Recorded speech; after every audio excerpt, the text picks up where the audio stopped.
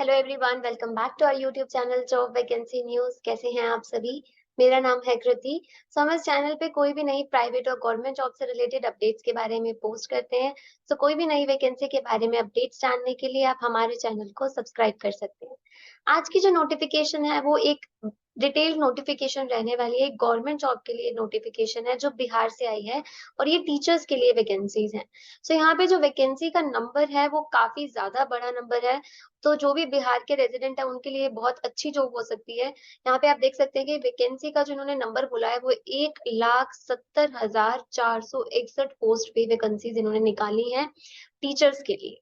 अब हम इस वीडियो में हम कवर करेंगे कि कैसे आप अप्लाई कर सकते हैं, क्या आपका यहाँ पे एज क्राइटेरिया रहने वाला है, क्या आपका एजुकेशनल क्राइटेरिया रहने वाला है। तो ये एक डिटेल्ड नोटिफिकेशन की वीडियो रहने वाली है। तो चलिए स्टार्ट करते हैं।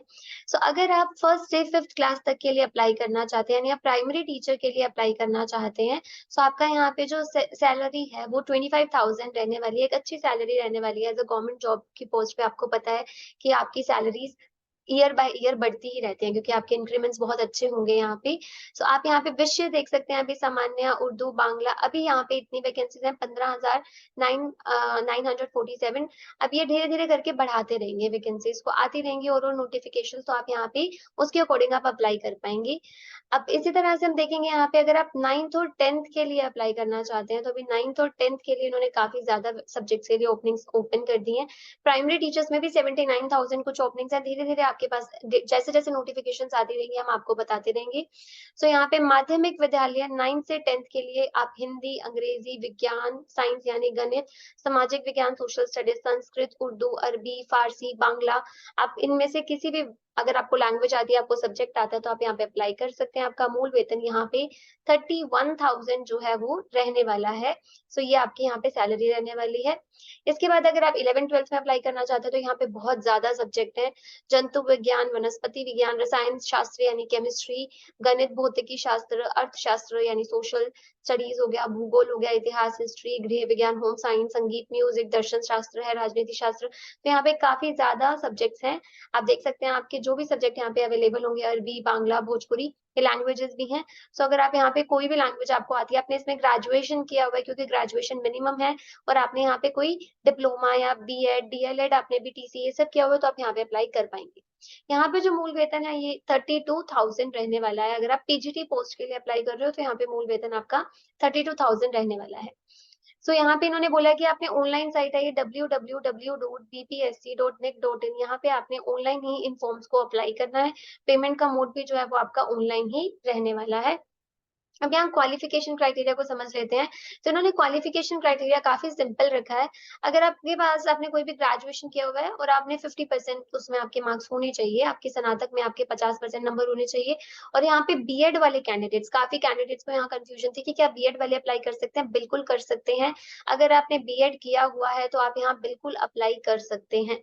अगर आपने बीएड एमएड का इंटीग्रेटेड कोर्स किया हुआ है तो भी आप यहाँ अप्लाई कर सकते हैं। आपने डीएलएड किया हुआ है तो भी आप यहाँ अप्लाई कर सकते हैं। आपने कोई ब्रिज कोर्स, बस इन्होंने ये बोला है कि जो बीएड वाले कैंडिडेट हैं उनको ये ब्रिज कोर्स करवाएंगे। तो पर ये सब बातें आपकी जॉब लगने के बाद की हैं। एक बार ये आपकी जॉब लग गई उसके बाद इन्होंने आपको कुछ ब्रिज कोर्स करवाना है। जैसे केवीएस ने बोला था कि बीएड वाले पीआरडी में अप्लाई कर सकते हैं, उसके बाद वो आपको ब्रिज कोर्स करवाएंगे। तो सेम ही यहाँ पे प्रोसीजर आपका रहने वाला है। 2 साल का आपका कुछ प्रोहिबिशन पीरियड है, बट वो सब बात की बात है। एक बार आपकी जॉब लग जाए उसके बाद ही आपको ब्रिज कोर्स करवाएंगे और आपको कुछ प्रोहिबिशन पीरियड होगा। अगर आपके 50% यहाँ पे मार्क्स हैं और आपने बीएड किया हुआ है तो आप बिल्कुल यहाँ अप्लाई कर सकते हैं। आपने डीएलएड किया हुआ है तो आप यहाँ अप्लाई कर सकते हैं। आपने डीएलएड कर रखा है आप तो भी यहाँ पे अप्लाई कर सकते हैं। आपका द्विवर्षीय, आपके पास कोई डिप्लोमा है जो एक वेरीफाइड डिप्लोमा होना चाहिए, तो आप वहाँ पे अप्लाई कर सकते हैं। अगर आपके पास इनमें से कोई भी क्वालिफिकेशन है तो आप यहाँ पे अप्लाई कर पाएंगे। आप इन्होंने यहाँ पे लिखा हुआ है कि अगर आपने इंटीग्रेटेड कोर्स किया हुआ है बीएड एमएड का तो भी आप यहाँ पे अप्लाई कर सकते हैं। अब यहाँ पे काफी लोगों को कंफ्यूजन थी कि हमारा तो फाइनल ईयर चल रहा है बीएड का या बीटीसी का, तो क्या हम अप्लाई कर सकते हैं। तो इन्होंने ये बोला है कि अगर आपका 1 अगस्त 2023 तक आपका फाइनल एग्जाम हो जाते हैं, आपके इस लास्ट डेट तक फाइनल एग्जाम हो जाने चाहिए, तो आप यहाँ पे अप्लाई कर सकते हैं। आपको एक सेल्फ डिक्लेरेशन जो है वो सबमिट करनी होगी। आपने एक सेल्फ डिक्लेरेशन सबमिट करनी है और अगर आपके 1 अगस्त 2023 तक, क्योंकि एज भी क्राइटेरिया ये यहीं से मेजर करना स्टार्ट कर रहे हैं। सो अगर आपने 1 अगस्त 2023 तक आपका लास्ट एग्जाम हो जाता है, जो भी आप कोर्स कर रहे हो, बीएड बीटीसी, तो आप यहाँ पे अप्लाई कर सकते हैं। आपको एक सेल्फ डिक्लेरेशन फॉर्म को यहाँ पे सबमिट जो है वो करना पड़ेगा। सो अगर आप फाइनल ईयर के स्टूडेंट हैं और आपके एग्जाम हो जाएंगे 1 अगस्त तक, तो आप यहाँ अप्लाई कर सकते हैं। आपका सीटेट जरूर क्वालिफाई होना चाहिए, यहाँ पे एक इंपॉर्टेंट क्राइटेरिया है।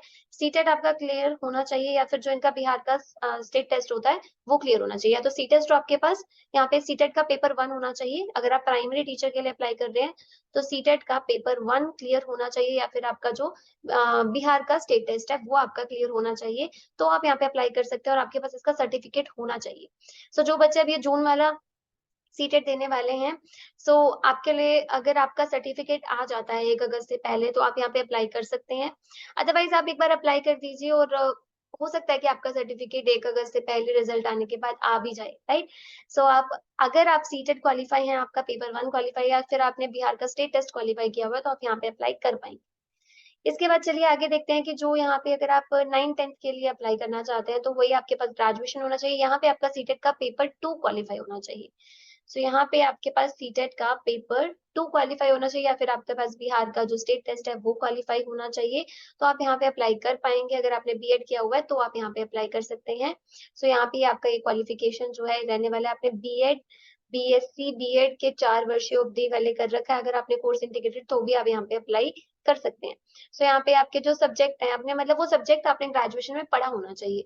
अगर आप मैथ्स के लिए अप्लाई कर रहे हो तो आपने मैथ्स में कर रखा हो। अगर आपने साइंस के लिए अप्लाई करना है तो साइंस में आपकी ग्रेजुएशन होनी चाहिए। सामाजिक विज्ञान है तो आपने स्नातक स्तर पे वो सब्जेक्ट पढ़ा हुआ होना चाहिए, यानी आपने ग्रेजुएशन में वो सब्जेक्ट पढ़ा हुआ हो। और आपके बीएड में भी वो सब्जेक्ट होना चाहिए, जो भी आपको आपने कोर्स किया है बीएससी बीएड, तो उनमें वो कोर्स में वो सब्जेक्ट होना चाहिए। तो आप यहाँ पे अप्लाई कर सकते हैं। अगर आप 11th-12th के लिए अप्लाई करना चाहते हो, तो यहाँ पे फिजिक्स, केमिस्ट्री, इकोनॉमिक्स, कॉमर्स, ये सब सब्जेक्ट्स अवेलेबल हैं। यहाँ पे आप अप्लाई कर सकते हैं, पर आपके ये सब्जेक्ट्स पोस्ट ग्रेजुएट लेवल पे होने चाहिए, यानी आपकी मास्टर्स। अगर आपने फिजिक्स के लिए अप्लाई करना है तो आपके मास्टर्स फिजिक्स में हो, आप इलेक्ट्रॉनिक्स में किया, आपने अप्लाइड फिजिक्स किया या न्यूक्लियर फिजिक्स किया, तो आप अप्लाई कर सकते हो। केमिस्ट्री में इन्होंने बोला है कि केमिस्ट्री और बायोकेमिस्ट्री दोनों ही अप्लाई कर सकते हैं केमिस्ट्री के लिए। अगर आप पीजीटी केमिस्ट्री के लिए अप्लाई करना चाहते हैं, तो अगर आपने चाहे केमिस्ट्री से किया चाहे बायोकेमिस्ट्री से, आप दोनों अप्लाई कर सकते हो। इकोनॉमिक्स में अगर आपने economics, applied economics, business economics किया तो आप अप्लाई कर सकते हैं। कॉमर्स में मास्टर डिग्री इन कॉमर्स है, या फिर आपने कोई एमकॉम किया हुआ है, बिजनेस इकोनॉमिक्स यहाँ पे एलिजिबल नहीं होगा। तो आप यहाँ देख सकते हैं बिजनेस इकोनॉमिक्स एलिजिबल नहीं है। सो अगर आपने मास्टर डिग्री की हुई है कॉमर्स में, या फिर आपने एमकॉम किया हुआ है, तो आप अप्लाई कर पाओगे। बायोलॉजी में काफी ज्यादा यहाँ पे ऑप्शंस हैं, botany, zoology, life science, bioscience, genetics, microbiology, biotechnology, molecular biology, plant physiology, आपने ये सब कर रखा हो। बस ये होना चाहिए कि आपने ग्रेजुएशन लेवल पे अपनी बॉटनी और जूलॉजी दोनों सब्जेक्ट पढ़े हो, ठीक है? सो अगर आपने वो पढ़ रखे हैं, और अगर आपने मास्टर्स इनमें से किसी भी सब्जेक्ट में किया हुआ है, तो आप अप्लाई कर सकते हैं। मैथ्स में मैथमेटिक्स और अप्लाइड मैथमेटिक्स है। सो यहाँ पे आपकी क्वालिफिकेशन वही रहेगी कि आपके पास 50% आपके मार्क्स होने चाहिए, जो भी आपने पोस्ट ग्रेजुएशन किया हुआ है उसमें, और आपके पास बीएड होना चाहिए, आप तब यहाँ पे अप्लाई कर पाएंगे। सो यहाँ से आप इन पोस्ट के लिए भी अप्लाई कर सकते हैं, अगर आप इन क्वालिफिकेशन क्राइटेरिया को मेट करते हैं। अब आगे देखते हैं, इन्होंने बोला हुआ है कि यहाँ पे आपका एज रिलेक्शन, जो भी आपकी यहाँ पे डिग्रीज हैं, सबसे पहले वो एनसीटीई से जो है वो वेरीफाइड होनी चाहिए। आप ऐसे नहीं होना चाहिए कि आपने कहीं से भी कोई एक कोर्स कर रखा है। सो यहाँ पे इन्होंने बोल रखा है, और यहाँ पे इन्होंने पेपर भी बता रखे हैं। प्राइमरी टीचर के लिए सीटेट पेपर 1 और बीटेट पेपर 1 क्वालिफाई हो, दोनों में से कुछ भी क्वालिफाई हो तो आप अप्लाई कर सकते हैं। माध्यमिक विद्यालय के अध्यापकों के लिए एसटीईटी पेपर 1 क्वालिफाई होना चाहिए। इवन अगर आप पीजीटी के लिए अप्लाई करना चाहते हो तो एसटीईटी पेपर 2 में आप उत्तीर्ण हो, तो आप यहाँ पे अप्लाई कर सकते हैं। तो आप यहाँ से पढ़ सकते हैं इसको डिटेल नोटिफिकेशन में भी, कि कौन कौन से पेपर ये क्वालिफाई मांग रहे हैं, तभी आप यहाँ पे अप्लाई कर पाएंगे। आपके पास इनका सर्टिफिकेट होना चाहिए। सो अभी यहाँ पे आयु सीमा देख लेते हैं। जो आयु सीमा है वो आपकी 1 अगस्त 2023 से ये देखेंगे। तो आपकी आयु सीमा जो है वो प्राइमरी टीचर के लिए 18 इयर्स होनी चाहिए मिनिमम। और अगर आप सेकेंडरी टीचर के लिए अप्लाई करना चाहते हो माध्यमिक के लिए, तो आपकी 21 इयर्स जो है वो आयु सीमा रहनी चाहिए। अधिकतम जो है जेंट्स के लिए 37 वर्ष हो सकती है, बट अगर आप महिला वर्ग से अप्लाई करना चाहती हैं, अगर आप महिला हैं, तो आपके लिए 40 वर्ष होगा। अनुसूचित जाति के लिए फिर आगे और ज्यादा रिलैक्सेशन है। सो रिलैक्सेशन काफी ज्यादा है, आयु सीमा में काफी छूट मिल रही है। अगर आप यहाँ पे 10 वर्ष की पूरी छूट मिलती है, अगर आप महिला हैं या फिर आप कोई अनुसूचित जाति में आती हैं, तो आपको यहाँ 10 वर्ष से भी ज़्यादा का रिलैक्सेशन मिल जाएगा। मिनिमम आपका यहाँ पे 18 और 21 होना चाहिए इन पोस्ट के लिए। आपको ये डिटेल नोटिफ़िकेशन मिल जाएगी डिस्क्रिप्शन बॉक्स में, वहाँ से भी आप एक बार इसे देख सकते हैं। सो इसके बाद यहाँ पे आपका जो सिलेक्शन क्राइटेरिया है, उसमें आपका यहाँ पे 4 स्टेप रहने वाले हैं। सबसे पहले तो आप अप्लाई करोगे, तो आपका फॉर्म जो है वो अच्छे से भरना चाहिए। उसके बाद यहाँ पे आपका एमसीक्यू पेपर होने वाला है। एमसीक्यू पेपर के बेसिस पे आपकी मेरिट बनेगी। मेरिट के बाद आपकी फिर वहाँ पे ये फाइनल लिस्ट आने वाली है, या फिर अगर फाइनल लिस्ट के बाद अगर आपने बीएड किया हुआ तो फिर आपको वो ब्रिज कोर्स या फिर प्रोहिबिशन पीरियड भी निकालना पड़ेगा, उसके बाद कंफर्मेशन हो जाएगी। सो यहाँ पे जो पेपर का क्राइटेरिया है, वो पेपर आपका इन्होंने काफ़ी पार्ट्स में डिवाइड कर दिया है। पहला कुछ एक हर पेपर में जो 100 मार्क्स हैं, वो आपका एलिजिबल सेक्शन है, जिसमें जो मतलब जो सिर्फ़ क्वालिफाइंग है। वो आपका लैंग्वेज का सेक्शन है, उसमें हिंदी, इंग्लिश और बाकी कुछ उर्दू, बांग्ला वो सब लैंग्वेजेज़ हैं, उसमें आपको 100 में से 30 मार्क्स से लेने हैं, वो आपका क्वालिफाइंग सेक्शन है। उसके बाद बाकी जो सब्जेक्ट है आपका और सामान्य अध्ययन है, वहाँ से आपको स्कोर करना है, उस बेसिस पे आपकी यहाँ पे मेरिट बनने वाली है। तो यहाँ पे भाषा है और उसके बाद सामान्य अध्ययन है और तीसरा पार्ट है आपका सब्जेक्ट, जिसके लिए आप यहाँ पे अप्लाई करना चाहते हैं। सो इसी तरह से आपका यहाँ पे ऑब्जेक्टिव पेपर जो है वो रहने वाला है। ऑब्जेक्टिव पेपर आपका रहेगा जिसके बेसिस पे आपकी मेरिट बनेगी, और इन्होंने ये भी बोला हुआ है कि अगर मेरिट में 2 बच्चे हैं, मान लो जैसे कोई साक्षी है और दूसरा कोई विनोद है, तो दोनों के ही नंबर सेम आ गए हैं। अब दोनों बच्चों के अगर नंबर सेम आ गए हैं, तो दोनों कैंडिडेट्स के अगर यहाँ पे मार्क्स सेम है, तो जिसकी एज ज़्यादा होगी उसको पहले प्रेफ़रेंस दी जाएगी, उसको जॉब मिल जाएगी। अगर एज भी सेम आ रही है तो अल्फाबेटिक जिसका नाम पहले आता है फिर उसको जॉब मिल जाएगी। तो ये सब बातें इन्होंने इसमें लिखी हुई हैं, आप फिर भी एक बार डिटेल नोटिफ़िकेशन को यहाँ पे पढ़ सकते हैं। तो उन्होंने यहाँ पे बता रखा है कि जो लिंक है वो आपको इनकी ऑफ़िशियल वेबसाइट पे ही आपने जाके वहीं से फ़ॉर्म को अप्लाई करना है। पेमेंट का मोड आपका ऑनलाइन रहने वाला है, तो आप वहीं से अप्लाई करेंगे। फ़ॉर्म को भरते टाइम कोई भी गलती ना हो, आप उसका ध्यान रखिएगा। अब यहाँ पे फ़ीस देख सकते हो आप, सामान्य अभ्यर्थियों के लिए 750 रहने वाली है, अनुसूचित जाति और अनुसूचित जनजाति के लिए 200 रुपए रहने वाली है। सभी आरक्षित, अनारक्षित वर्ग और महिला उम्मीदवारों के लिए भी 200 रहने वाली है। दिव्यांग अभ्यर्थियों के लिए 200 रहने वाली है। अन्य सभी उम्मीदवारों के लिए 750 जो है वो आपकी यहाँ पे फीस रहने वाली है। अब ये डेट्स, अब यहाँ पे जो फॉर्म है ये 15 जून 2023 से भरना स्टार्ट हो चुके हैं, और ये आप 12 जुलाई 2023 तक भर सकते हो। यानी अब ये करंटली ये फॉर्म ओपन है, तो आप यहाँ पे 15 जून से लेके 22 जुलाई तक इन फॉर्म्स को भर सकते हो, अगर आप इन सब एलिजिबिलिटी क्राइटेरिया को मेट करते हो, और फिर आप अपने पेपर की तैयारी में लग सकते हैं। और अगर आप पेपर अच्छे से देंगे और आपका मेरिट में नाम आता है, तो आपके यहाँ पे गवर्नमेंट जॉब लगने के चांसेस बहुत ज़्यादा हैं, क्योंकि वैकेंसी काफ़ी ज़्यादा नंबर में है।